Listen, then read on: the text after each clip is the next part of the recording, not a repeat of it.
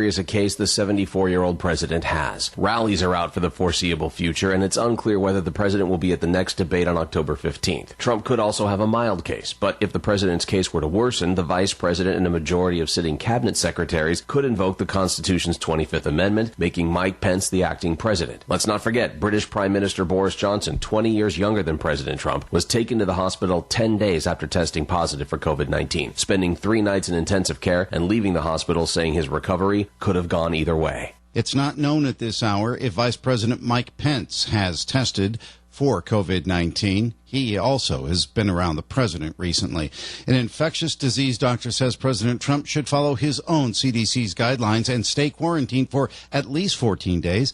Dr. Vin Gupta said he is most concerned because presidential advisor Hope Hicks is showing symptoms.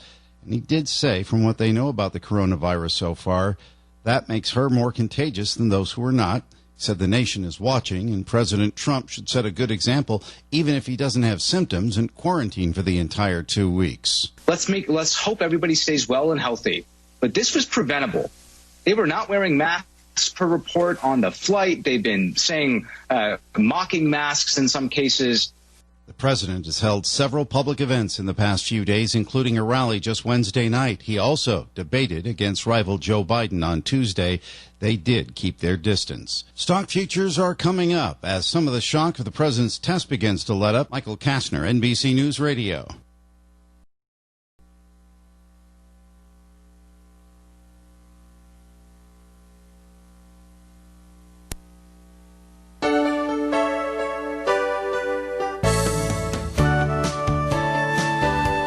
Good morning and welcome to Coffee Ann, the longest-running panel discussion show in American radio. To make a comment or ask a question of the panel, call 401-766-1240 or email coffee@woonsocketradio.com. And now, let's join the Coffee Ann panel. And a good morning to you. It is Coffee Ann time on ON AM and FM, 1240 AM, 99.5 FM, and we like to stream it on our website, woonsocketradio.com. This is just because we can. This is Joe Callahan. Let's say hi to Romeo Berthium. Good morning, Romeo. Good morning. Dave Richards is here. Good morning, Dave. You betchem. And at 8:15, we're going to be joined by Charmaine Webster. She's running for City Council here in the city of Woonsocket. She'll be on the phone, and we'll hear about her campaign. Paul Willett from the Northern Rhode Island Chamber of Commerce was having such a good time last night, I guess, at the dining on the ballpark, that he can't make it in today. I wonder, what do you mean by a good time? I'll take that any way you want, Romeo. All right, I will. No, he told us a week or so ago that he wouldn't be able to make it in today. So. Oh. But the first segment sponsor of the Coffee and program is the Northern Rhode Island Chamber of Commerce. You can check them out online at nrichamber.com. 334-1000. Thanks, Dave. And for all the events that they are going to have come call Pat forward. and say, how do I sign up and what's it going to cost? And you'll be surprised at the answer. Answer the second question first. Little Groucho Marx humor. That's right. That's right. Since it's his birthday. All right. Well, is it really? As we all... Yeah, it is. October 2nd. What year, Dave? Do you remember when you were reading birthdays? Of Groucho Marx? 1890-something or other. Really? Was it 1898? I don't remember. Birthdays. Second page, Groucho Marx. 1890. 90, okay. Oh, he'd be 130. He'd be old by now. 130, yeah. He was old when he died. Never mind, he'll be old now. He was old when he was on TV. By the way, a news flash that no one listening in will care about. Nika Magias is MIA again. I understand what that means. Okay. Okay. But anyway, moving on. So, big story. Trump and the First Lady have COVID-19. Yes, How they about do. That? Yeah, that is a big now, story. I read the official statement from the doctor that got posted. Now, it doesn't mention anything about how sick they are. No. All he says is they've tested and they both have it. Right. Nothing about being asymptomatic or anything like that. Just that they have it and that they'll quarantine for the next 14 days. And if anything else comes along, this doctor, and I forget his name, will now, it's not Dr. Fauci, it's somebody else. No, right, the White House Fauci is the public Yes, face. right. But it's somebody else. And that he will keep the public informed with press releases on how things are going with them. But as of right now, There'll only be a doing week left fine. of the campaign by the time he doesn't quarantine anymore. Yikes. Maybe. I was just going to ask, what does that do to the campaign? What's it do for debates? I don't know. I think the debates are off. That's my prediction. So does he really have it? Let's Well, let's go with a let him in? conspiracy theory. Oh, yeah, I think he has it. All right. I don't think Who's going to? Well, the way he acts, I find it very easy to believe that he has contracted it. Okay. Because sure. He doesn't take too many Air precautions. Force One, according to the reporters, he mocks mask use. Yeah. He does. And you're in an aircraft, Petey But said. they're saying they're saying that's not where he got it. Somebody else on his staff. Well, That he that's was Hope, even. what's yeah, her last that's name? her name. they're the scapegoat. They're the scapegoat. Well, that's I forget her her last name. Well, I wouldn't say scapegoat. We're not going to take her out and lynch her because she did this, but she has it. Apparently, they knew. he's been in contact with her a lot. From what the media was saying, and again, you got to keep in mind, consider the source. They knew she had it when she went on the last trip with him. A few people in that group knew she had it. They didn't say anything. I didn't hear that. Okay. That's what they said. Anyway, it's going to be a mess over there because the White House has hundreds of employees. Hundreds. But not everybody comes in contact with the president. Only dozens come in contact with the first Yeah, lady but or the president. still, I think they're But all going to be. it could trickle down. Yeah. I mean, if Dave's the president and I'm in contact with him, well, now I'm in contact with you, Romeo. Yeah. If you don't get much contact with the president, but you contact me, so you got to be tested again. So it just spreads out exponentially. And outside the White House, I mean, he's been in touch with a lot of people. No pun intended. How about that? Pretty good word, huh? Exponential, yeah. And I used it correctly, too. That's a $20 word, and you don't get change for that. I know. Yeah. You've been using your thesaurus again, huh, Joe? I left my thesaurus at home, by the way. I know. Thesaurus is a $25 word. That's another word. Yeah. You're going to get some competition this morning. I had a nice high school English teacher actually say to the kids, I think I was a sophomore, for Christmas presents or Hanukkah presents, she said both, you should ask your parents for a thesaurus. A thesaurus. I go, because you will use it your rest of your high school days, and for those of you going on to college, you'll use it in college. I actually took it to heart and said she's absolutely right. And so I asked for a thesaurus and got it as a Christmas present. That's good. You still have it? I don't know. I don't think so. I don't need it anymore. Wow, he doesn't need it. He studied it so well, he no longer needs it as reference. I read a lot, mostly nonfiction, and I keep a dictionary on the side. Just in case. Whenever I find a word that I'm not sure of, I look it up. It kind of enriches your vocabulary a little bit. You can do that until you're as old as I am. My vocabulary just got enriched recently. Yeah. Because cohorts... The word cohorts has always had a negative connotation. Not anymore. To me, now it's just a group of students. Yes. Is a cohort of students. Yeah. It's like a murder of crows. Yeah. Yeah. They're using it in Massachusetts. Are they using it in Rhode Island too? Yeah. Guess that's just the word we're all using. You're a cohort. No, we're not all using it, but you asked if they are using it in Rhode Island. Well, for the schools. Yeah. So you're either in cohort A or B, or I don't know. Usually that's about as far as it goes, but maybe on to C as well. So all right. So and basically, what it means is associates. Well, instead of saying we group. never ever used it except for associates in criminal activity. Yeah. Yeah. Well, that's true. But getting back to the original topic at hand, yes, the president. How do you guys think this will affect the campaign? Well, it'll slow it down a little. Yeah. He can't go out to rallies. It depends on how sick he gets. Yeah.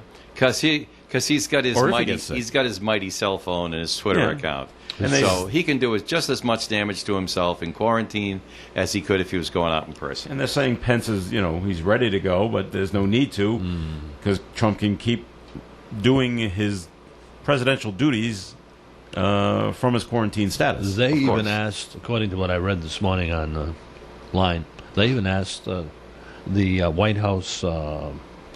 Not the reporter, the press secretary. Mm-hmm. That blonde woman. Yeah, that woman, whatever her name is, Kayla something or another. He was on the press secretary of the week club for a while. Yeah. This one's been around for a couple of months now. Something about, according to the 25th Amendment, the president can't do it, the vice president can't do it, the speaker does it. Are you ready for? And she said, I won't even grace that with an answer when I hear it. But technically, if let's say Pence got it, and they both got really sick, the next in line is Nancy Pelosi. Yeah. Well, Mike Pence so far is fine. Oh, yeah. Yeah. So, and know what I read after all this stuff about Trump came out? And because people were posting, we're going to see how classy people become now. But Rachel Maddow, you can't get much more to the left than this woman. Actually tweeted out, she actually tweeted out, said, God bless the president and the first lady. I wish them a speedy recovery. Yeah. And I was just blown away. Well, Like, Well, yeah, that's from a good human. for her. You get some people in the business can have a detachment between their Yeah. personal lives Yeah, and but you their never- professional but you lives. never know who they are. Or whatever character they Yeah. play for public consumption Yeah. in a television show.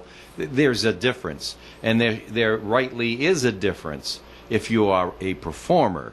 If you are simply a person whose personal life is exposed on television, then there's no difference. But if you are a professional performer and you have an act that you do on television for the enjoyment of the television audience, and then you go home and you have a personal life that's separate from that, then you're a performer. And wouldn't anybody wish them a speedy recovery? Yeah. Just from human to human. Sure. I agree with you, Dave. I'm not a Trump fan, as you all know, but I do wish both of them a speedy recovery as well. I think from a human point of view, yeah, you don't want anything to happen to him. I mean, come on. I wish Dave, him well. I think she would take exception to the word performer. Is he are you saying? Well, you'd have to. sorry. I'm talking You'd about have Rachel to. Maddow. You'd No, have to. she would, if she were here, she'd argue with you. She's a journalist or something along those lines. She is not a performer. She is doing a journalistic job. In a way. Well, that's the performance that she does. Yeah, she plays the part of a reporter. No, she says a journalist. She would say she is a journalist. There are no more journalists. Oh, well, that's a different Journalism has argument. been extinct now for years. In the 21st century, there are no more journalists. All right. I don't know. Maybe somebody will take me to task, and there might be some boring person nobody watches on PBS. But there are no more journalists. Oh, now he's There saying are PBS. only reporters. Okay. Is Chris Wallace a journalist or is he a performer? Oh, he's got to be a performer. Don't it give me it this depends- journalism stuff. It depends what he's Journalism's doing. dead. But it depends what he's doing. Yeah. Was he a performer last night You mean the night on the debate debate night? Or, but then you look at what he does as news anchor of He's Fox an anchor, News. right? So- Either way, he's playing the part. Okay. And it's a professional thing, I would imagine, with Mr. Wallace. I will give him credit for having a personal life besides what he does. Oh, sure. I thought that back in the 80s when I was in college, Yes. and you started taking broadcast classes and at Rhode Island College and setting up cameras and doing like a little TV stuff to put on the whatever we had at the college at the time. And back then I even thought, I go, this is a performance. Yeah. I go, this must be the way it is at all news stations. I said, they're actually performing. Well, remember Mary Tyler Moore, I'm right? not, I'm not, Ted Baxter. What was Ted Baxter? Was he a performer or was he a newsman? He was not a newsman. He just read. He was a caricature of A newsmen. newsreader. Yeah. He just read the news. The actor was playing the part of a caricature of news people. My favorite character. Rip and read. Love them. Yeah, I remember that term. I just saw something about him recently and how he went to the producers of the Mary Tyler Moore Show after like the third season. He wanted out. He goes, because when he walks down the street, everybody thinks I'm an idiot because of the character he's playing. Well, he was doing such a great job. Well, that's right. That was And a compliment. that's what they tried to say. You're doing such a good job that's why people. But they tweaked some of the shows after that to make Ted more human and not as dumb as. Plus, as he was acting. I'm sure he got a considerable raise in his next contract Yeah, well, too. so He some- threatened to leave, and they wanted to keep him. Let's throw some money at Yeah. you. He was a good character, though, and He was. It was fun, and it was part of the setup. Dave, Very you nice. would know this, being the broadcast historian that you are. They always talk about me being a historian, but you know more about broadcasting, especially in Rhode Island, than Well, I anybody study it a know. lot more. Of course. Was Ted Baxter did he ever work for Channel 10 in Providence before No, he Ted Baxter, Ted Knight did. That's what I remember, the character. Ted Knight was a Rhode Island resident. Actually, Yeah. I believe he was born in Connecticut. Okay. But he was the evening announcer Yeah. at WJR TV Channel 10 back Yeah. in the 60s? got to say early 60s, maybe even started in the late 50s. But he was a contemporary of Hank Bouchard. Oh, yeah. The Atlantic who was weatherman. who was working on Channel 12 Yep. at the time. He was a contemporary of them. He was the sprocket jockey. Before network television Yep. became all-pervasive, Yep. network TV, networks only lit up when they had something to do. There were no filler shows. If they had something worthwhile to present, then they went on. But Other than that, it was you. It was the local it was people. the local TV station, right? Yep. And Yep. so on the nights when they weren't taking network programming, they would play movies, and Yep, most yep. stations would do that. They'd Yep. play movies or something else. And his job, he was a what the quote-unquote sprocket jockey. He was the interstitial entertainment during the breaks between movies on Channel 10. That was Channel 10. Another $20 one, right? Yeah, interstitial. Wow. I'll look that one on up. Channel 10 in Improv. And he was for years, too, as a matter of fact. Okay. He started his family here. Was he like he was on Mary Tyler Moore? Was he? No. He was straight, and he wasn't. No, but he was very very much energetic and fun loving. Okay. He would come up with puppets. He would come up with jokes. All right. And all of that. But it was all. It was Ted Knight. So these guys have to work a lot harder than their He was a contemporaries Polish guy. today. He changed his name early before he got Oh, on really? the air. Yeah. I forget what his family name was, but Ted Knight was the name that he put on Okay. just to avoid the Polish jokes. Oh. Okay. So, all right. I don't know how we got here, but Ted Knight trivia before we take a break there. Yep. Do you know what his first movie role was? His and first- it's you know the movie. Yeah. It's an uncredited role. Nope. He is in Psycho. You're kidding. No, Really? I'm not. 'Cause At when- the very end, Right. one of the cops come in when everything's being explained. Yep. And they say he says he's cold. Can I bring in this blanket? And they say go ahead. So that cop walks down the hallway to the room where Norman Bates is. Yep. The cop standing at the door is Ted Knight, who opens the door and lets the other cop in with the Really? with Is the he? blanket. Is he in uniform? Yes. Yeah. Doesn't say a word. Yeah. He just stands there and opens the door. He didn't have Psych- to be SAG because he didn't He have a didn't, say, he line. didn't say anything. Oh, so yeah. it's an uncredited role. Watch it next time. Yeah. You can definitely sure. tell. I it's a- will. 1960, right? Right. That's the year. I Well, think. you know, I think so. he decided Wow. that he was going to go to California for the opportunities. Okay. Because he wanted to do more than just television. But he started off in television in Providence. That's what I at thought. Channel 10. That's great. All right, we're going to take a break on the Coffee Inn program right now, and this segment of Coffee Inn has been sponsored by the Northern Rhode Island Chamber of Commerce. We expect Paul Willett to join us next week. Their their website is nrichamber.com. You can go check them out. Dave, their phone number? So 334-1000. Call and the lovely Pat will answer. All right, very good. More Coffee Inn is coming your way.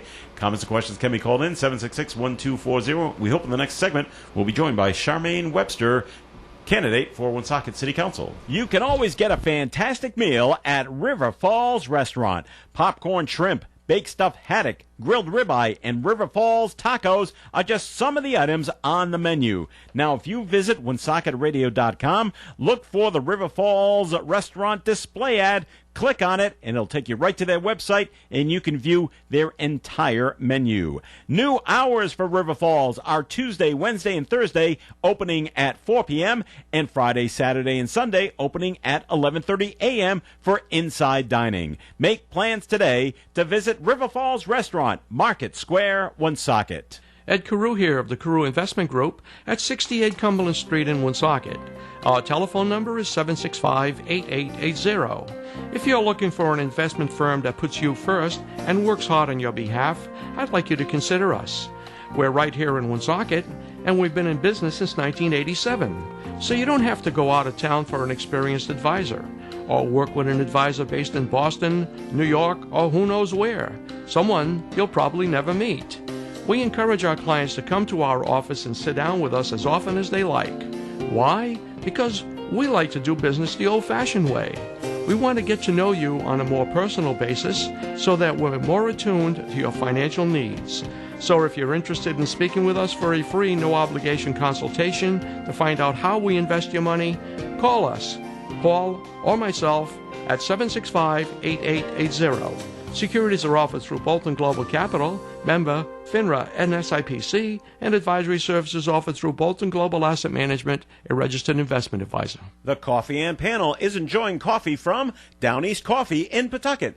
They're a 62-year-old family business that roasts all its coffee right here in Rhode Island. Founded originally as Excellent Coffee Company, they provide great coffee to food service establishments throughout New England.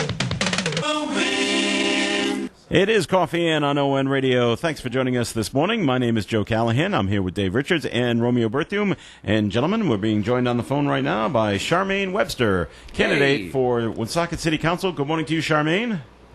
Good morning, all. Thank you very much for having me. Well, thanks for joining us remember this morning. Charmaine. We were talking just a few minutes ago, as a matter of fact, before the show started.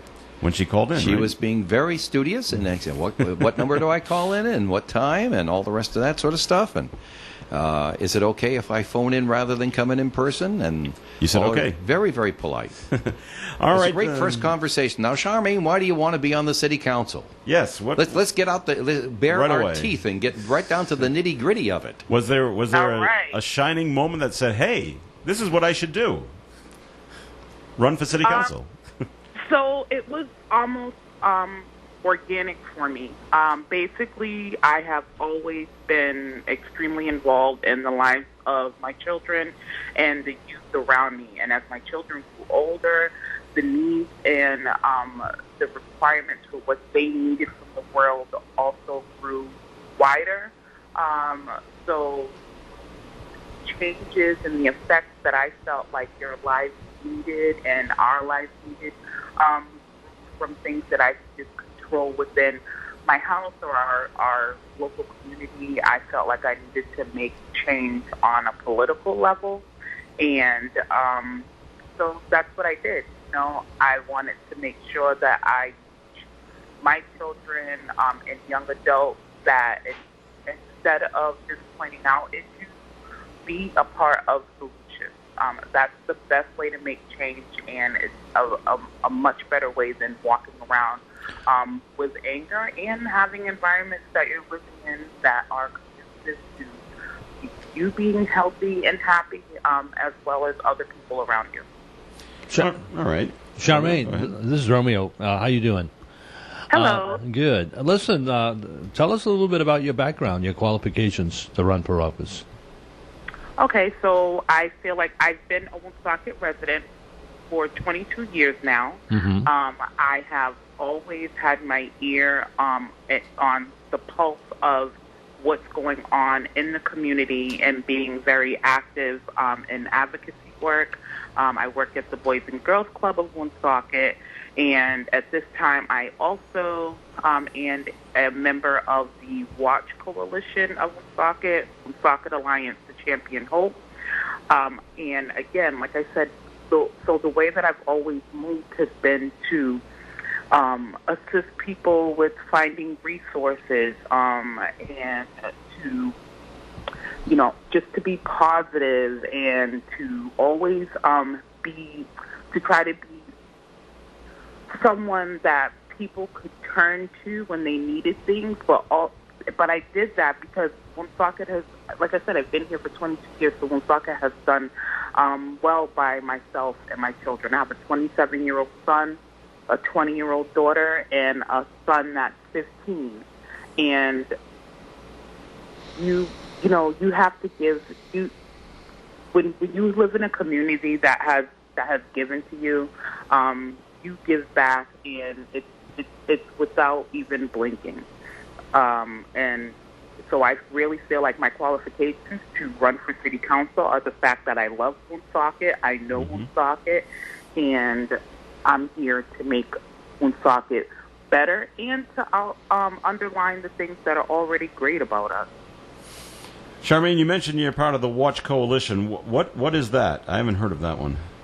Okay, so again, Watch Coalition is the Woonsocket Alliance to Champion Hope. It's a coalition that was started.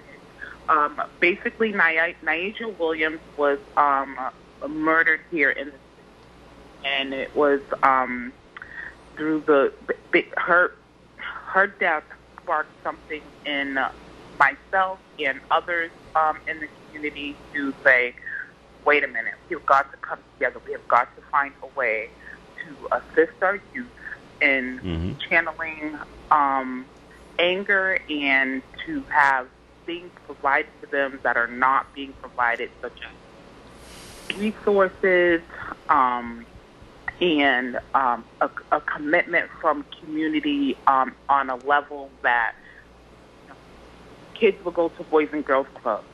Some children would go to Connecting for Children and Families. Some children would be at St. James Church.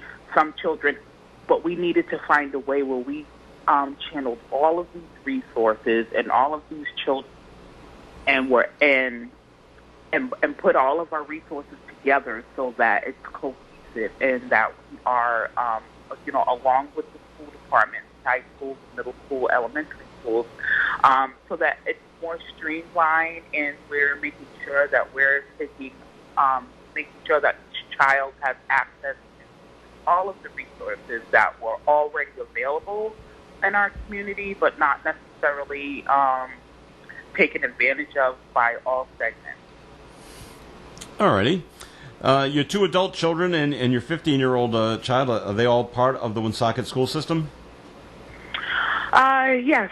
So my son, 27, graduated from Woonsocket High School and the vocational school on the digital media. My daughter graduated from Woonsocket High School. He also worked for the Boys and Girls Club, and he just recently left. And my daughter, who is 20, she also graduated from Woonsocket High School and the Volk. She was in the biotech program. Mm-hmm. She is a junior at URI now. And my son, who is 15, is a sophomore. And he just started in the automotive program at the vocational school. And he's a sophomore at the high school. Okay. Yeah. Go ahead. Anything else? Yeah. Yeah, I was just going to say, so, just advocating for their education.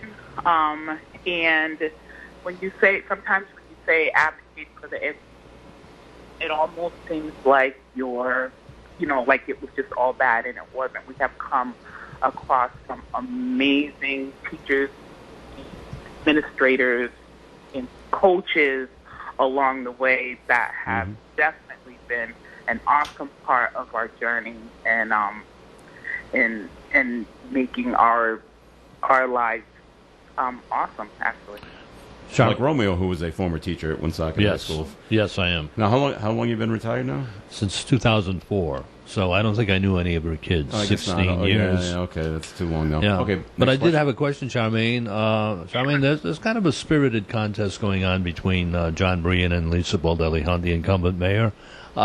Is there one particular candidate that you are favoring, or are you staying neutral, or do you have any comment about that? So actually, I am. When I win my seat on the city council, I am making sure that I come in with an open mind, ready to work alongside whomever it is that the constituents have chosen. I feel like, closing off or, deciding who it is that I want to win and I want this person to get in just closes the door on communication and opportunity to get things done once elected. So I'm going to do the best that I can to work with whoever has this. Okay. Thanks. When you look around at the city of Woonsocket, can you name 3 changes you'd like to make if elected to the city council? Sure.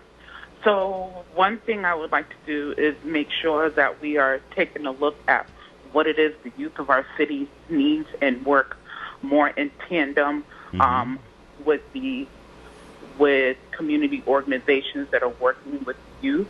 I would like to be more accessible to the public as far as taking up concerns and reaching out and having my ear to the ground as a community. I would like to make sure that we're assisting and funding the library and keeping education and the concerns of our youth at the forefront of the way that we're moving, and making sure that as we progress, and build up Main Street, that we're bringing our entire community with us. Okay. As you campaign in these tough times with COVID-19, how are you doing reaching out to the constituents of Woonsocket? So, campaigning first of all, I don't have anything compared to, so that was great. Okay. But campaigning during COVID has definitely presented a challenge. I have recently started canvassing going door to door. So that's one way that I connect.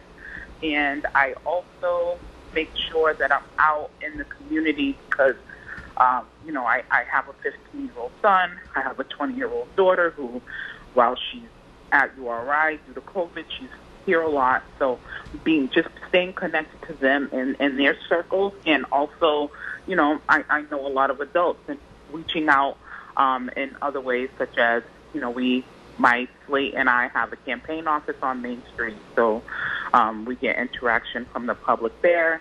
And like I said, knocking on doors, and definitely knocking to garner votes, but more importantly, to ask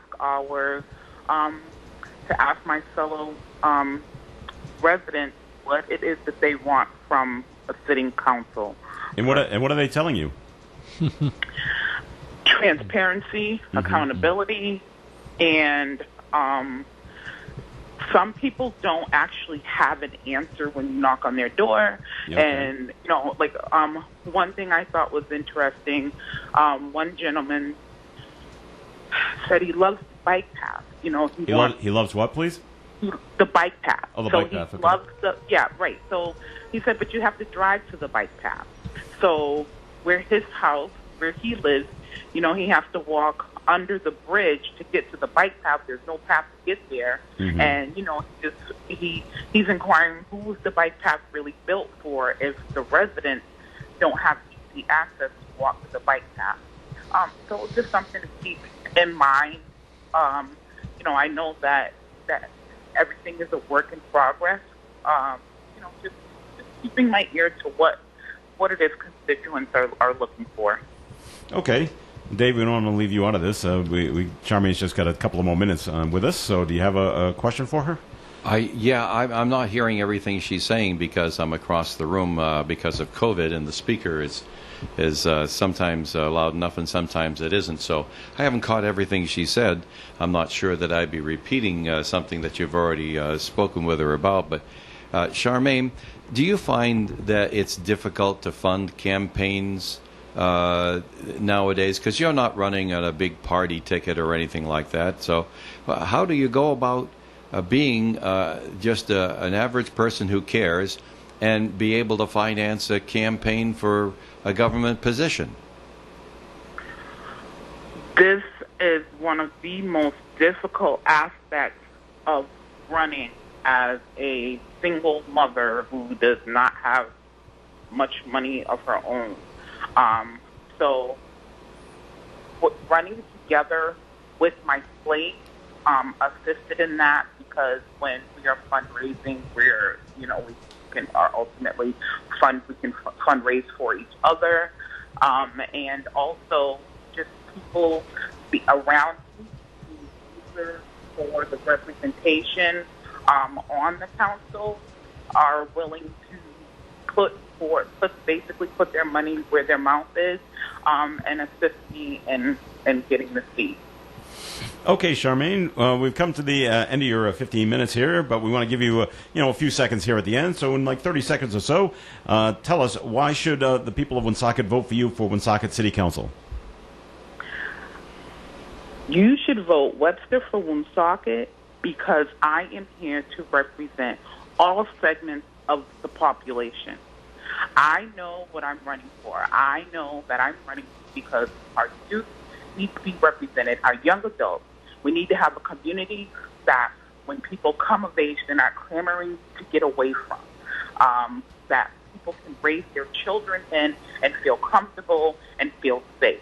And along with doing that, having an open mind that there's no way that I can have all the answers to all the questions, and be willing to look to professionals of different fields for the feedback instead of making assumptions about what it is that they need to do their jobs correctly, listening to the teachers, listening to organizers, listening to the youth, listening to constituents, having an open mind and an open ear, and ready to fight like whatever for our great city. All right. Charmaine Webster, thanks for joining us on Coffee In, and best of luck in your campaign to join the Woonsocket City Council. Yes. Good luck, Charmaine. Thanks for being with us today. Thank you so very much. Thank you for having me. I really appreciate you. And everyone have a great rest of your day. It's part of what we do to promote a lively debate, Charmaine. Thank you, thank you, thank you. All right, you have a great day. You as well. Okay, bye. Charmaine Webster running for Woonsocket City Council. Time for a break on the Coffee and program. Time for the forecast right now, being brought to you by CVS. Today, a mostly cloudy day. High will be near 64. Tonight, partly cloudy, low of 42. Saturday, a mostly sunny day, high near 68. Very nice on Saturday. Sunday, sunny, high near 66. Very nice on Sunday. Monday, the clouds come back. Slight chance of some rain on Monday, and a high near 62.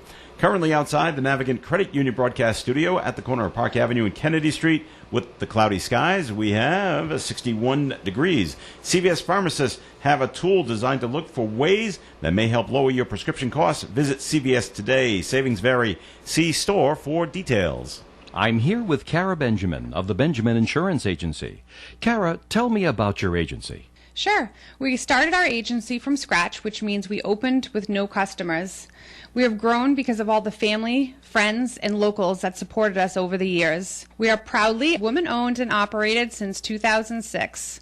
We're a family business, mother and daughter team, so you get two different generations coming together to get the best of both worlds. You're in good hands with Allstate and Kara and Celeste Benjamin of the Benjamin Insurance Agency, 125 Eddie Dowling Highway, across from Dowling Village in North Smithfield, 765-5000. Our business is truly a referral business, and we have built it based on our premier service level and commitment to what we do.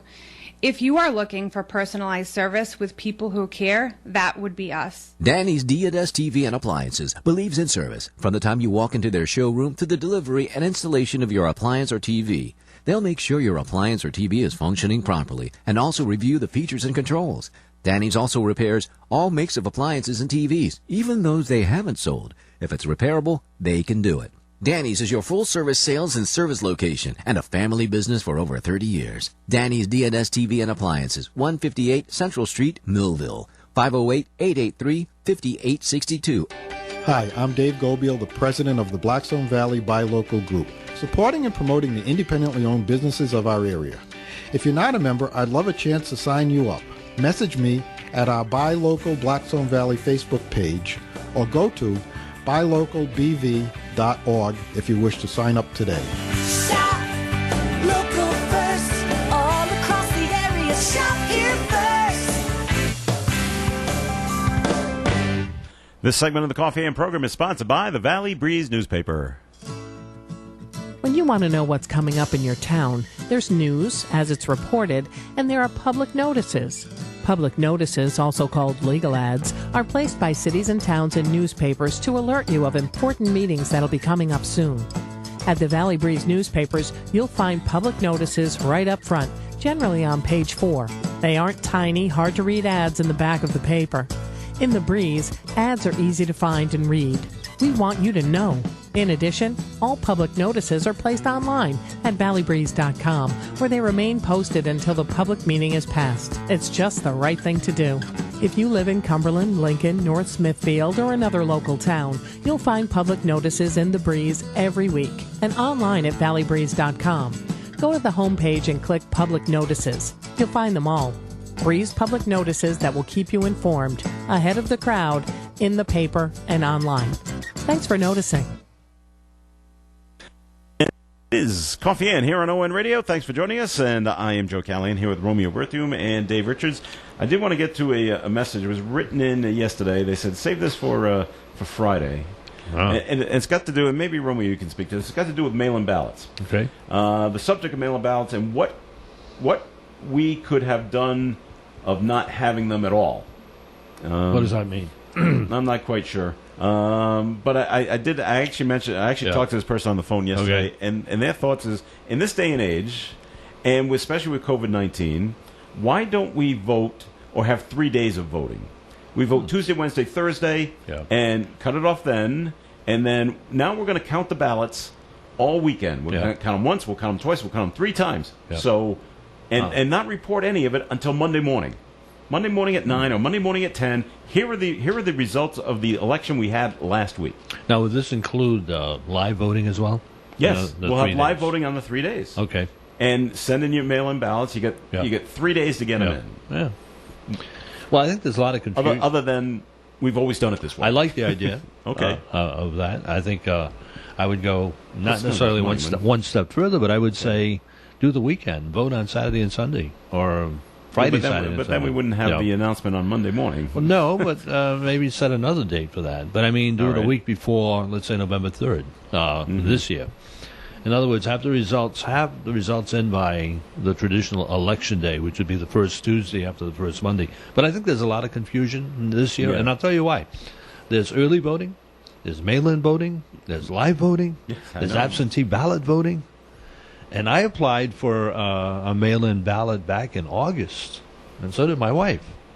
And we haven't gotten it yet. Not that there's going to be a problem, but if I don't get the ballot, I'm going to vote live. And what if they say you can't vote because we sent you a mail-in ballot? We sent you, and no, I never got it. I mean, that's why I'm a little concerned about that. Okay. Last presidential election, I voted early. I went to town hall in Uxbridge, and I voted maybe 3 weeks before the election. That was no problem at all.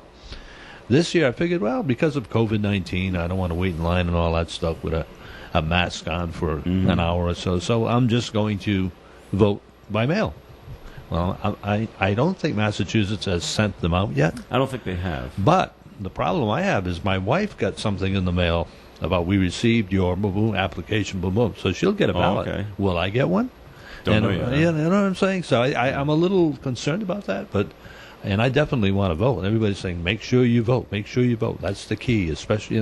This person, when I talked to them on the phone yesterday, they were more of, let's do it over 3 days, and I like that. Get to the poll. Yeah. And I said, well, there's always that segment of the population that is homebound and can't get to. And now you're taking away their right to vote, and then they have that right to vote. Well, then what do you do? They would have an absentee ballot, I would assume. And what's the difference between an absentee ballot and a mail-in ballot? I think they're basically the same now. Yeah. You know, before it was mostly for people who were handicapped. Well, right. You know, or people who were away, military. or college students in California living in Massachusetts. Yeah, I understand that. But now anybody can have a mail-in, and I think it's a little confusing this year, unfortunately. I think they're trying their best to try to get as many people to vote, which is noble, depending on which political party you are in. But I also think it's creating some confusion because some people are not going to get their ballots, or I don't know. So far, in fairness to Massachusetts, I know they haven't mailed them out yet. All right. But I'm waiting for mine, and if I don't get it, I don't know what I'm going to do. I'll just go vote on Election Day. And then somebody says, if you try to vote twice, and I'm not really trying, if you you're going to get in trouble. Well, you know. If your mail-in ballot arrives late and you go vote live in person. It's a temporary ballot, right? Or what do they call it? Provisional. But then you send in your mail-in ballot, it won't arrive in time, they'll just throw it out. Well, that's the problem. Yeah. It's going to be postmarked by a certain day. I don't think we're going to get the results of this election for a couple of weeks after the election. Weeks? Wow, that's a lot. I think so. I was thinking a few days. Dave, do you have any thoughts on maybe we should vote over a 3-day period, or Romeo says extend it through the weekend? Well, I do have some thoughts on it, but I haven't done the kind of research that I would expect to be done before making the change, because it's not something that really is important to me. 1 day to vote is 1 day to vote, and we've been getting it done. Now, if we can't get it done, fine. Then it's not going to be up to me. If you want to make it 2 days to vote, okay, it's 2 days to vote. Everybody will wait to the last minute on the second day. Anyway. Well, you just understand. Possibly, I'm not being cynical for the sake of being cynical. I just, observe the human condition, and that's probably how it's going to work out. But I think multiple days for voting is already here. It starts October 14th, and it will it goes up until November 2nd at 8 p.m. in Rhode Island. And so you meant the 3rd, right? Election Day. Well, that's the early voting. Oh, okay. I'm sorry. Okay. And so because of that, it's already here. So a lot of this talk about having more days to vote, more time to vote, to me is all just a mental exercise. It really isn't based in any need or fact to me. I think the point they were trying to make was let's have more days of in-person voting and take away the mail-in ballots. Yeah. Well, could be. Okay, well, that's fine. Then you have to declare it a holiday. You have to shut down factories. All 3 days? Well, you're saying 3 days. Well, I would yeah. say 2. All right.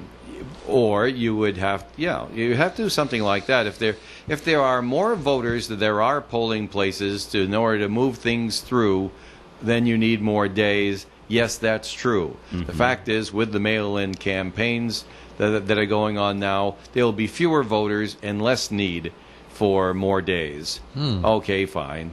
So we have all that already. I don't. It doesn't work for me. If there's any good, safe way to do it, I will vote in person. And the only reason I say that is that that's just me. There's a lot of people out there, and they think differently, and they act differently, and they make decisions differently. This person, as a voter, likes, and not only as a voter, but as a business person, I like to collect as much information as possible before I make a final decision. I might have preliminary decisions all lined up, leaning this way, leaning that way. But before I pull the trigger and make an irrevocable decision, I like to have as much information as possible.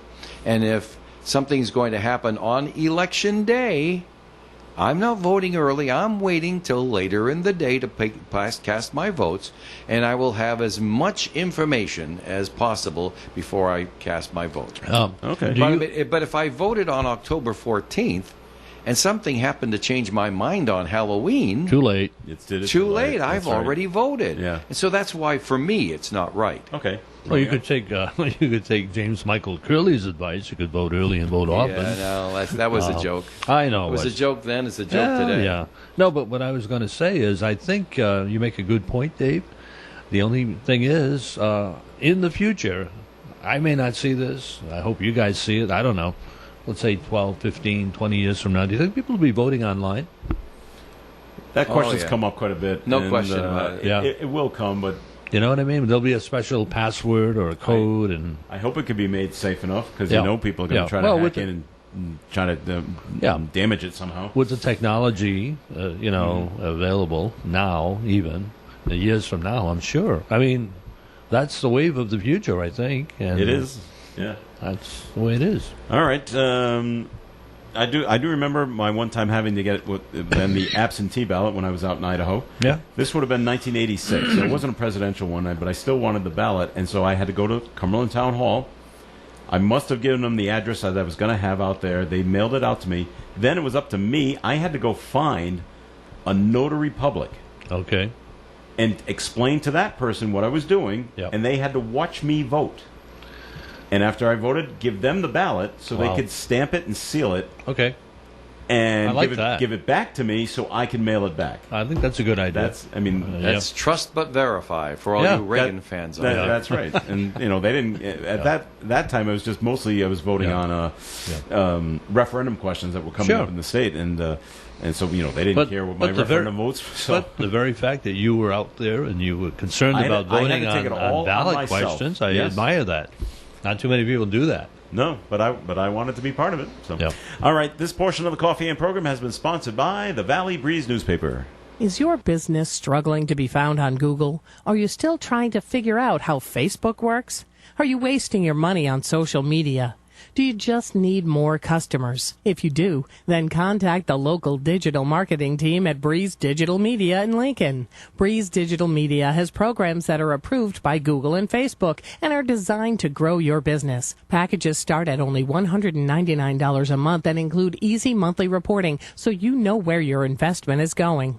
Contact Breeze Digital Media for a free marketing analysis of your business today. Call 401-334-9555, extension 154, anytime, or visit breezedigitalmedia.com/offer. Have you heard the news? If you have both Medicaid and Medicare, United Health Dual Complete can help you. And it's no wonder, considering all the extra benefits you could get. Dual Complete includes $3,000 in dental care with $0 copay. You could also get $800 to buy health products, hearing coverage, and credits for hearing devices, vision coverage, and credits for eyewear, no-cost gym membership, and Fitbit, and much, much more. See why Rhode Islanders with Medicaid and Medicare choose United Healthcare Dual Complete. To find a plan for you, visit our website at uhccommunityplan.com and search by your zip code or call 1-844-560-4944. Plans are insured through United Healthcare Insurance Company or one of its affiliated companies, a Medicare Advantage organization with a Medicare contract and a contract with state Medicaid program. Enrollment in the plan depends on the plan's contract renewal with Medicare.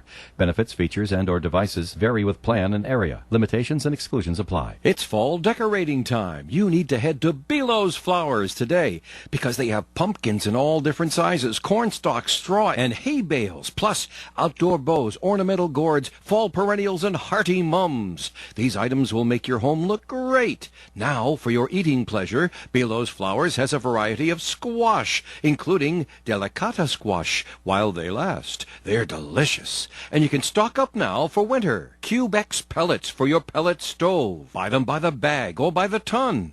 Inferno Ice Melt will take care of the snow and ice that's coming. And Belo's Flowers has your COVID-19 supplies, masks, bandanas, and gloves. Belo's Flowers on Diamond Hill Road, Woonsocket. Hi, this is Gary Smith. Join me for Do You Remember, Tuesday through Friday mornings at 9:30 here on ON Radio. Coffee In on ON. Gary Smith coming up at 9:30 this morning. This is Joe Callahan. Dave Richards is here. Hi. And Romeo Bertham is here. All right. I found this amusing.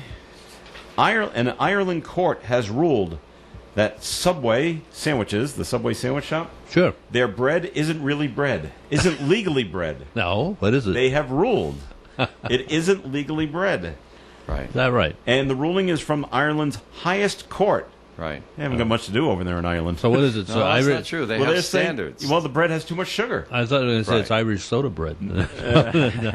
They said the bread has too much sugar, so Really? legally it's not bread. It's simply government standards being employed. Now, I remember when Subway first got started, before they employed the spokesperson that got himself in a lot of trouble. Yeah. When Subway first came to Woonsocket, the one on Clinton Street was the only one we had. And the bread was exemplary.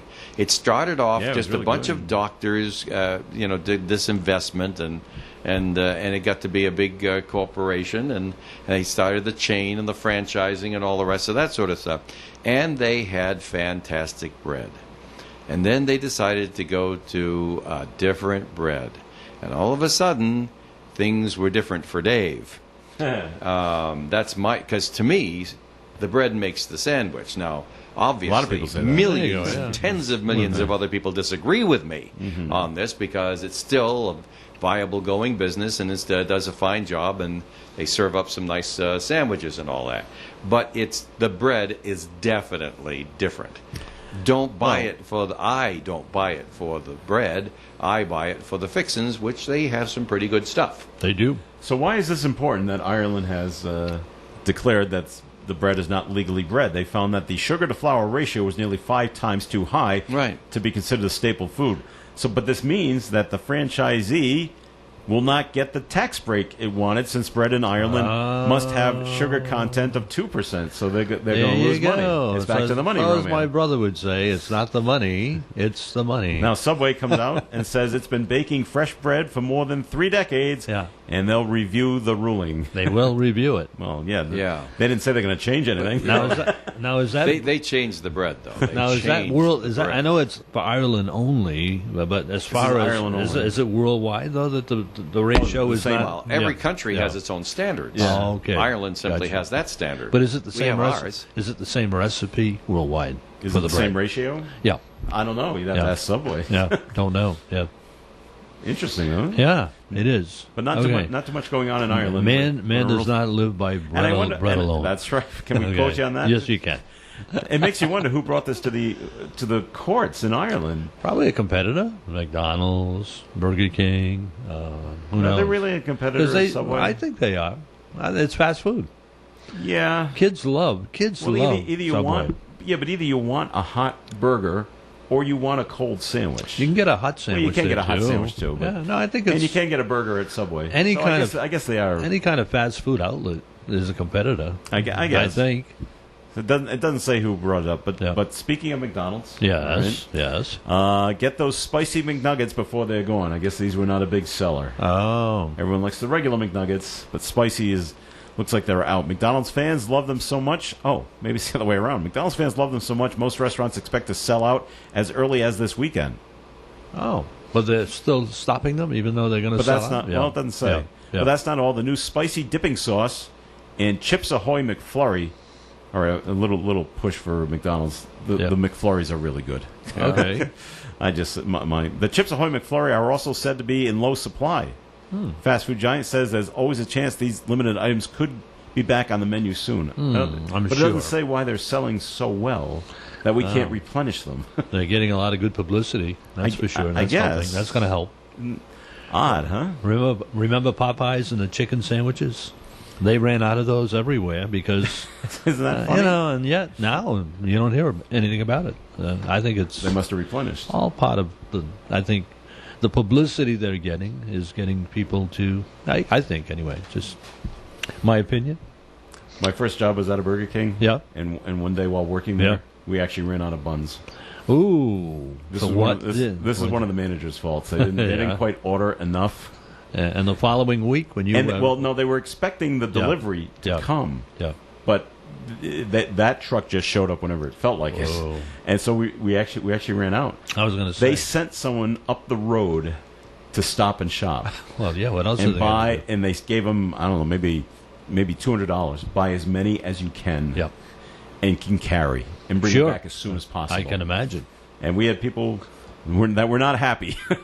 And they said, "Well, you can wait. I mean, the person's going to be back in 5 minutes." But this is supposed to be we lost a lot of sales that day. Supposed to be a fast food place. Yeah. Would you like some fries instead? Yeah. You want to? And I love their fries, by the way. Burger King fries. Do you like their fries? To me, they're better than the McDonald's. That's just my opinion. It's all in the oil and what's on the coating of the fries and things like that. All right. So that's how long they leave them in the fryer later, beeping. That was a problem. Because when I worked there, it was a manual thing, and now it's not. So once it starts to beep, a robot basically will lift it up out of the fries. Really? At what restaurant? Burger King. Burger King and McDonald's. So not the McDonald's at Park Square. Yeah, it's still manual. Well, I haven't been backstage in a while, but I know that. I mean, you go to Diamond Hill Road and the fries are like this, and you go to Park Square and the fries are like that. Crispy critters, man. Yeah, and different owners. If they're regular size fries or steak fries, crispy is good. Shoestring fries, don't want them real crisp because there's nothing left afterwards. Yeah. It's just tough on crunch. the teeth. Right. All right. Another fatal shooting in Providence.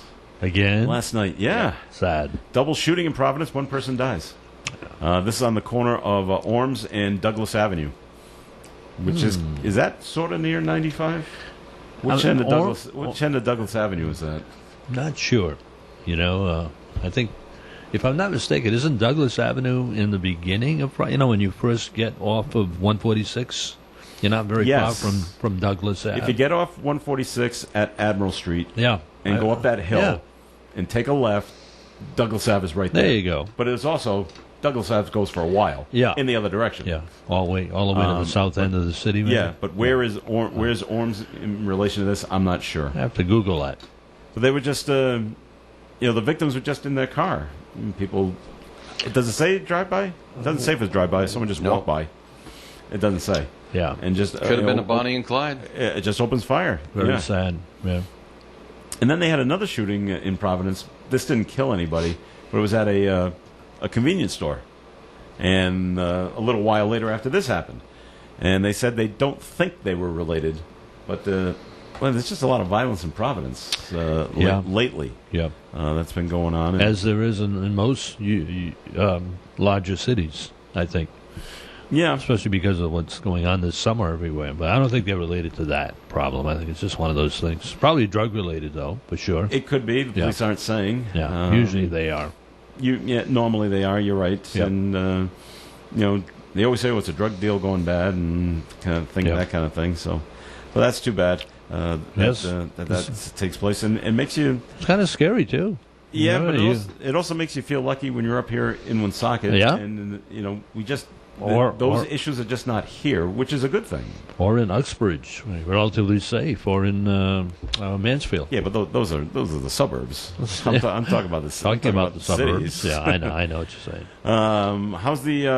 How's everything working out with the Uxbridge school system, Romeo? Are they hybrid? Do you know? I don't know. No. Yeah, I think they are hybrid, but.